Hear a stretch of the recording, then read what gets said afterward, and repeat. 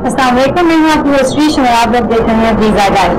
कल visa guide में आज हम टॉपिक पे डिस्कशन करने वाले हैं, क्योंकि आप लोग सब जानते हैं कि समर वेकेशंस है जस्ट अराउंड द कॉर्नर, तो सब लोग ये भी जानना चाहते होंगे कि कौन सी ऐसी स्पॉट्स हैं या कौन से ऐसे वेकेशनिंग स्पॉट हैं जहाँ पे आप आसानी से जा सकते हो, जहाँ पे वीज़ा भी जो है that's not a very big of an hassle, और साथ साथ आप लोग ये भी कह रहे होंगे कि अच्छा ठीक है अब समर वेकेशन तो आ गई हैं, वीज़े के लिए टाइम नहीं रहा, कौन सी ऐसी जगह है जहाँ पे एंट्री पे हम लोगों को वीज़ा मिले, यानी कि एंट्री पे हमें अलाउ हो जाए कि हम उस कंट्री में जा सकें और हम अपनी वेकेशन आराम से गुजार सकें। So today we are going to talk about all of that, और साथ साथ आप लोगों की जितनी प्रॉब्लम्स हैं जो आप लोगों को दरपेश होती हैं अपने वीज़ा प्रोसेसेस में, आप लोगों को भी डिस्कस कर सकते हो। हमारा नंबर है 0423630948।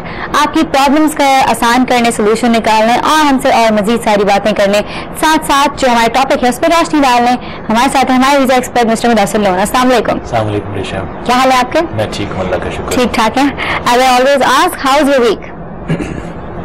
वीक तो अच्छा था, लेकिन एक दो एक्सपीरियंस ऐसे हैं जो कि मैं चाहता हूँ कि हम लोगों के साथ शेयर करें, नाज़रीन के साथ भी और उन लोगों के साथ भी जो कि अरबाब इख्तियार हैं। कि रेशम पिछले दिनों मैं जा रहा था, मैं मोटरवे पे आ रहा था और थर्ड लेन में मैं ओवरटेक कर रहा था और अच्छी 70-80 माइल्स की स्पीड पे था, और पीछे से मुझे किसी ने लाइट्स देनी शुरू की। और ये एक आम भी है कि जो लोग होते हैं ना, वो लाइट्स बजाय इसके कि इंतजार करें कि जो गाड़ी आ रही है वो वापस अपनी लेन में चली जाएगी, वो लाइट्स जरूर देते हैं। यूजुअली ऐसे होता है ना कि पहले इनिशियली जब किसी को आप इमरजेंसी में हो तो आप लाइट से प्लीज रास्ता दे दो मुझे, पर अब ये लोगों ने एक नया वे ढूंढ लिया है कि जब जल्दी ना भी हो बस रास्ता लेने के लिए लाइट्स देनी शुरू कर। खैर मैंने ज़ाहिर है जो वक्त ओवरटेकिंग में लगना है वो लगा, मैंने गाड़ी साइड पे कर ली और एक गाड़ी मेरे साथ से गुजरी और उसमें से किसी ने हाथ निकाल के और बड़ी नफरत के साथ मुझे यूं इशारा किया, ऐसे ऐसे। अब उस गाड़ी पे कोई ब्लू लाइट नहीं थी या कोई ऐसी चीज नहीं थी, कोई इमरजेंसी की गाड़ी नहीं थी। बदकिस्मती की बात यह कि वो एक आर्मी की गाड़ी थी और आर्मी की गाड़ी को एक साहब चला रहे थे और दूसरे साहब जो साथ बैठे हुए थे उन्होंने किया। अब जब उन्होंने ये हरकत की तो उस वक्त मुझे काफी तकलीफ हुई, दुख हुआ।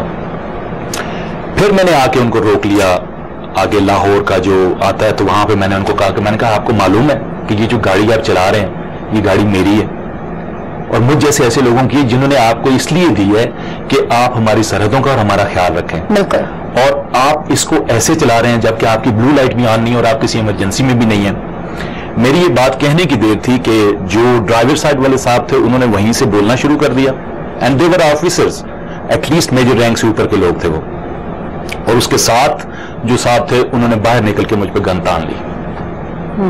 जब उन्होंने ये किया तो उस वक्त मैंने कहा हाँ ये आप कर सकते हैं, आप हम पे गन तान सकते हैं और यही आप करते हैं।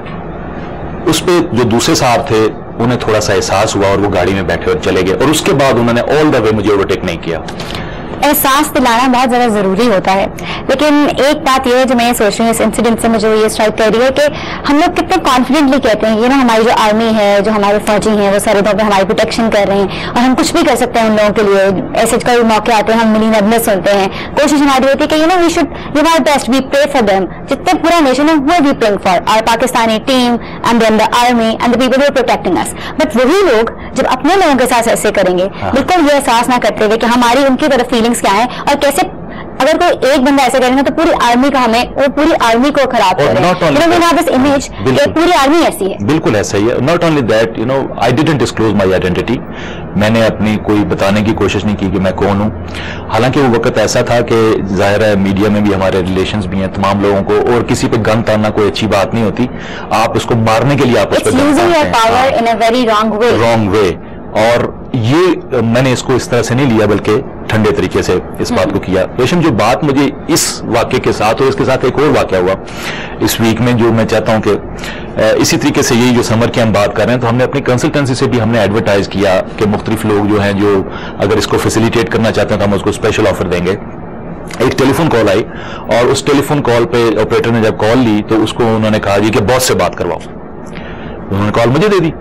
मैंने जब कॉल ली तो मुझे जो उनका फर्स्ट क्वेश्चन था, यूके का 5 साल के वीजे की क्या फीस है?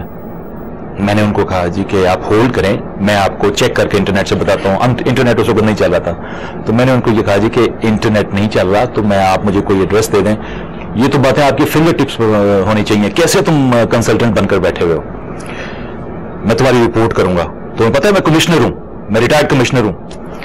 अब जब ये बात उन्होंने कही तो फिर मैंने कहा सर अगर आप कमिश्नर हैं तो फिर तो आपको तमीज से बात करनी आनी चाहिए।